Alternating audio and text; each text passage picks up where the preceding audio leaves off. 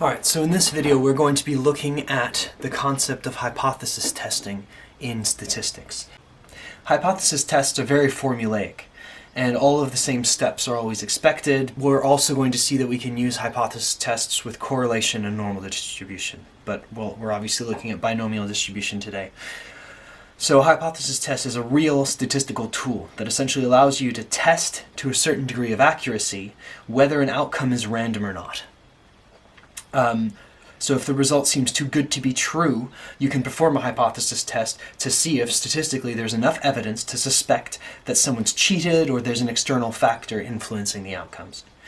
So every time you're asked to perform a hypothesis test, you'll be given a level of significance to test to. You'll be given 10% or 5% or 1%. It's the bar that the question is set for when the pattern becomes fishy, when you might start questioning whether there might have been an external influence. So let's see this in an example.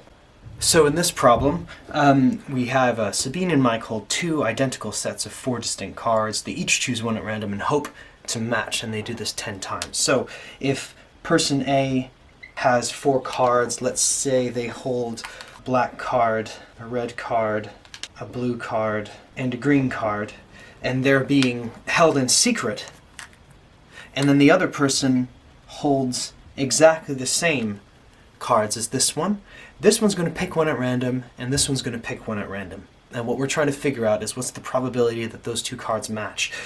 If this person picks green, there's a 1 in 4 chance that the card that this person picks at random will match. If this person picks blue, there's a 1 in 4 chance that the card that this person picks at random will match, etc. So it turns out, even though you might be tempted to use some probability formulae and stuff, that the probability of picking a card that matches is actually going to be 1 in 4.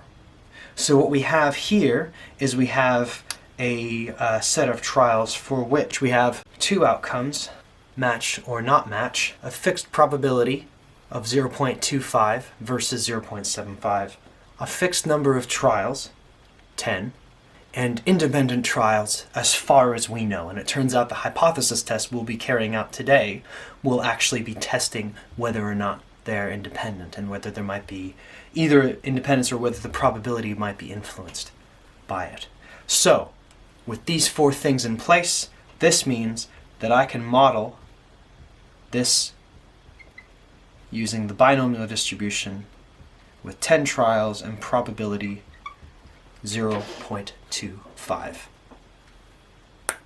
So Mike matches 5 cards with Sabine out of 10, but out of 10 that seems highly unlikely. So the classmates seem to think it's unlikely, and that it was more likely to be more than 0.25. So they're suspecting foul play, and they're suspecting that there might be something influencing to actually make it more likely than 1 in 4, because 5 out of 10 is technically 1 in 2.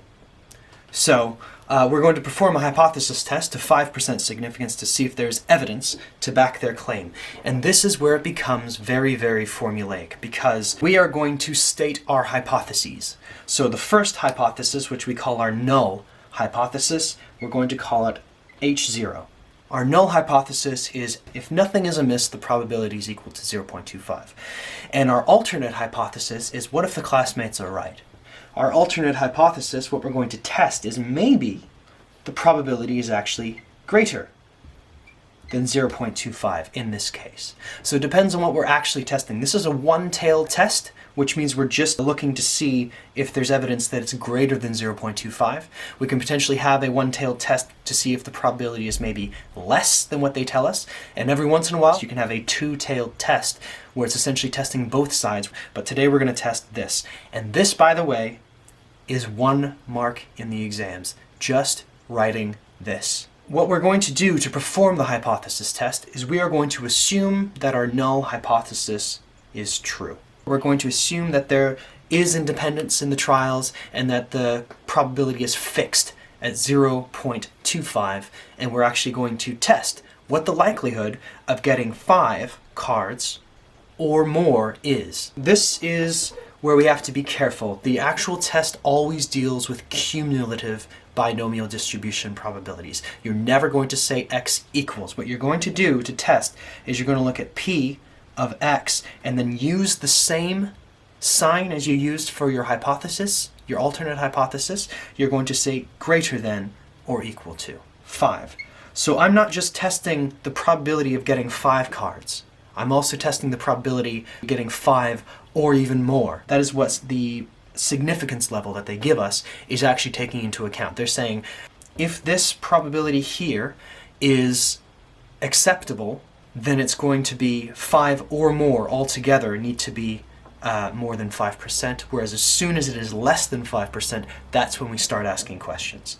So I can use the calculator or the tables for this again, but in order to use either of them, I have to make sure that I write this as 1 minus p of x less than or equal to 4. Again, it's whole numbers. So if I'm looking at 5, 6, 7, 8, 9, 10, 11, 12, what I'm looking at is everything except for 4, 3, 2, 1, 0. This, using the tables or our calculator, is going to give us 1 minus 0.9218730926. Obviously, the tables cut it off there. I'm going to store that to a variable on my calculator, storing it to a, and if I go back to menu 1, I can do 1 minus a, and I get my 0.07811269, blah, blah, blah.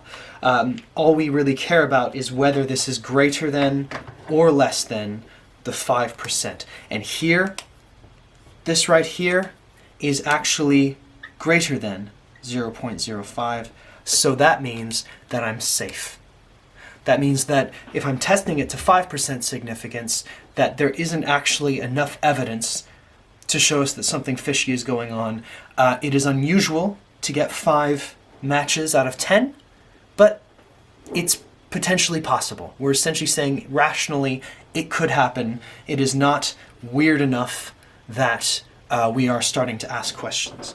So writing this is a mark, saying it's greater than 0.05 is another mark, and your final bit here is the conclusion. You have to say, therefore, there is no evidence to support the claim, so we reject H1, and then you always have to finish with a sentence in context. So the classmates' suspicions are unfounded, or something like that. You essentially just have to bring it back to the actual context of the question, and one of your marks will actually be riding on that. So this is a simple test of the hypotheses. It is very formulaic. You state your hypotheses, and you call them H0, H1, with the binomial distributions. P equals 0.25, P is greater than 0.25. It's because this here says more likely. That means we're doing greater than. So that we test P of x greater than or equal to 5, which is the number that we were actually looking at. 5 cards, and I copy the direction of the inequality here, figure out what that number is, and I compare it to my level of significance, which is 5%, which is the same as 0.05. If it is greater than my level of significance, I'm fine, because 5% is essentially the border. As soon as it crosses that border into less than 5% territory, I start asking questions, but in this case, it's fine, so there is no evidence to support the claim. We reject the alternate hypothesis, which means, in context, the classmates are essentially wrong. I hope that was helpful.